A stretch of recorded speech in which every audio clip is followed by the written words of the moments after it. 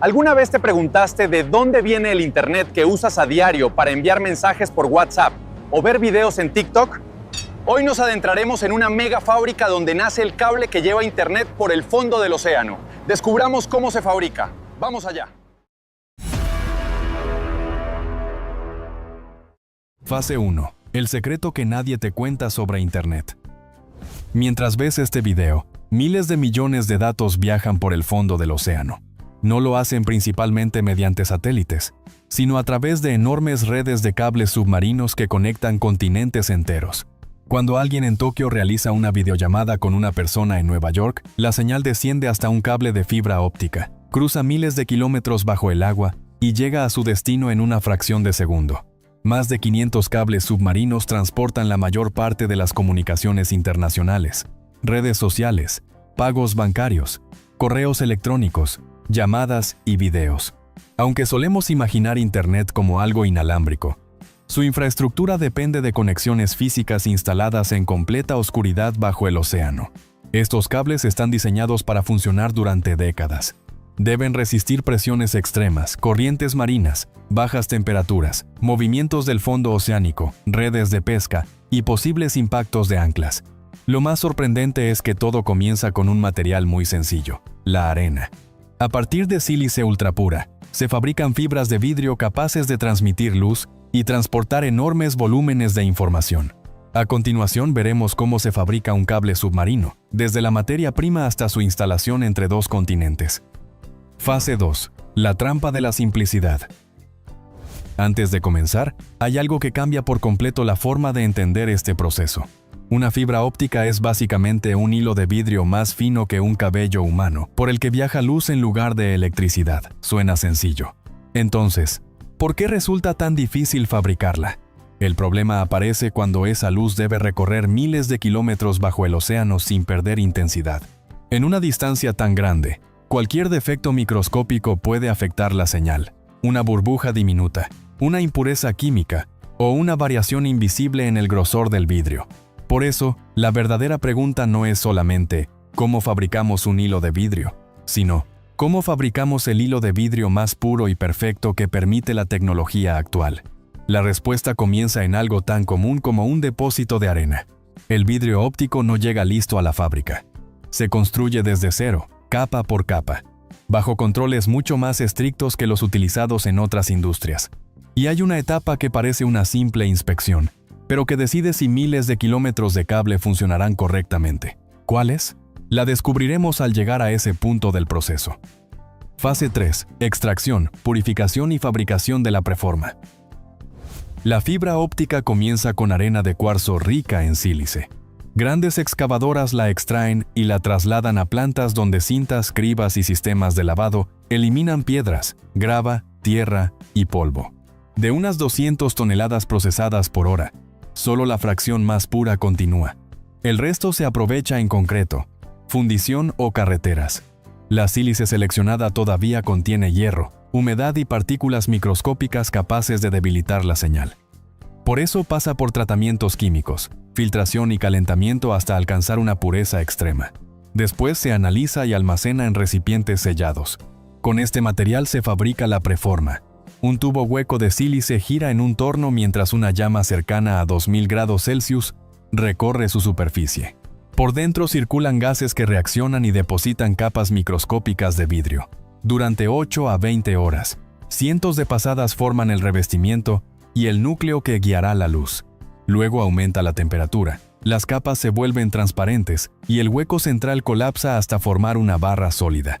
Finalmente, la preforma se inspecciona para detectar burbujas, grietas o impurezas, antes de enviarla a la torre de estirado. Fase 4. Estirado, recubrimiento y agrupación de las fibras.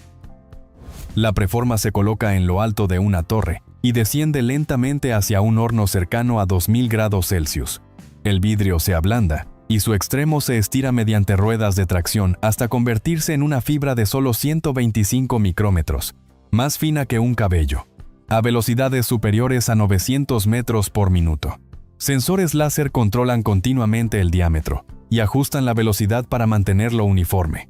Enseguida se aplican dos capas de polímero, una interior, flexible y amortiguadora, y otra exterior, más resistente.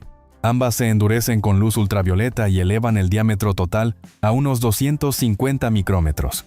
Después, cámaras y medidores buscan grietas, burbujas o irregularidades. Toda la fibra se somete a una prueba de tensión. Cualquier zona con una microfisura se rompe y es retirada antes de quedar oculta dentro del cable.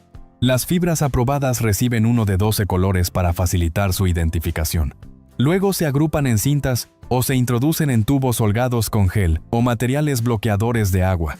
Finalmente los tubos se enfrían, se secan y se enrollan en bobinas listas para construir el cable definitivo. Fase 5. Construcción, protección y blindaje del cable submarino. Las fibras ya transmiten información, pero todavía necesitan una estructura capaz de protegerlas. La construcción comienza con un elemento central de resistencia, rodeado por tubos con fibras que se colocan en forma helicoidal.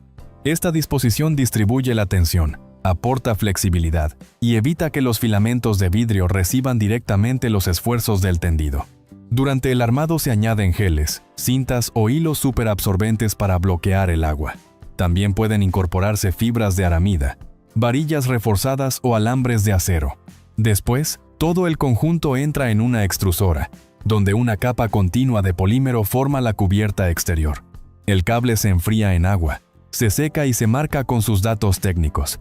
Luego comienzan las pruebas. El cable se somete a tracción, torsión, flexión, impactos, aplastamiento y exposición al agua.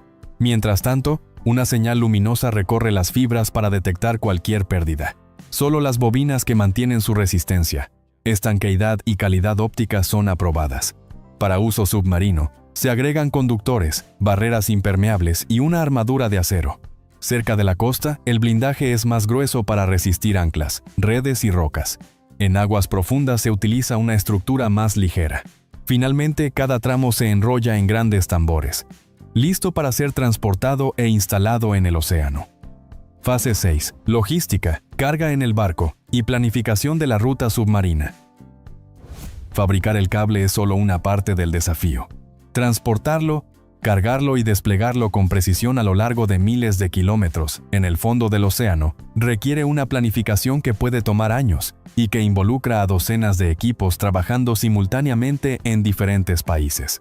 Antes de que el primer metro de cable salga de la fábrica, los ingenieros ya llevan meses estudiando el fondo marino en detalle. Se realizan campañas de exploración con equipos de sonar y vehículos submarinos no tripulados que cartografían el terreno con precisión. El objetivo es identificar cañones, montañas submarinas, zonas de actividad geológica, áreas con alta densidad de pesca y rutas de navegación frecuente. La ruta final no es simplemente la línea más corta entre dos puntos. Es el resultado de equilibrar profundidad, estabilidad del fondo, riesgos externos, posibilidades de reparación y coste de instalación. En algunos casos, la ruta aprobada puede extenderse cientos de kilómetros más de lo estrictamente necesario para evitar zonas problemáticas. Una vez definida la ruta, los segmentos de cable se fabrican en el orden exacto en que serán instalados. Cada tramo tiene una longitud, una estructura y un nivel de blindaje específicos según la zona que atravesará. Los tramos costeros, más blindados y pesados, se cargan primero porque serán los últimos en tenderse. Los segmentos de aguas profundas, más ligeros, van encima. Los buques cableros son los únicos capaces de realizar esta operación. Estas embarcaciones tienen una arquitectura completamente distinta a la de cualquier otro tipo de barco. En su interior hay tanques cilíndricos de gran capacidad, a veces varios, donde el cable se apila en espiral desde el exterior hacia el centro, capa sobre capa, con una tensión y un orden meticulosamente controlados. El proceso de carga puede durar varias semanas. El cable sale de los tambores, atraviesa rodillos de tensión y desciende lentamente hacia enormes tanques, donde los operarios lo acomodan en espirales. Una curva cerrada o un cruce entre capas podría provocar una falla durante el despliegue. Cuando corregirla en medio del océano sería extremadamente difícil. Los buques más grandes pueden almacenar entre 5.000 y 10.000 kilómetros de cable. Algunos proyectos incluso necesitan varios barcos, trabajando desde extremos opuestos de la ruta. Antes de zarpar se inspeccionan los frenos, la maquinaria de tendido, el posicionamiento dinámico, los vehículos submarinos, las comunicaciones y los equipos de empalme. Todo debe funcionar correctamente. La salida también depende de una ventana climática favorable, porque el viento y las corrientes afectan la precisión. Así, un solo barco puede transportar suficiente cable para unir dos continentes y depositarlo, metro a metro, sobre el fondo oceánico. Fase 7. Tendido en el fondo del océano, conexión y puesta en servicio. El momento del tendido es donde todo lo anterior se pone a prueba.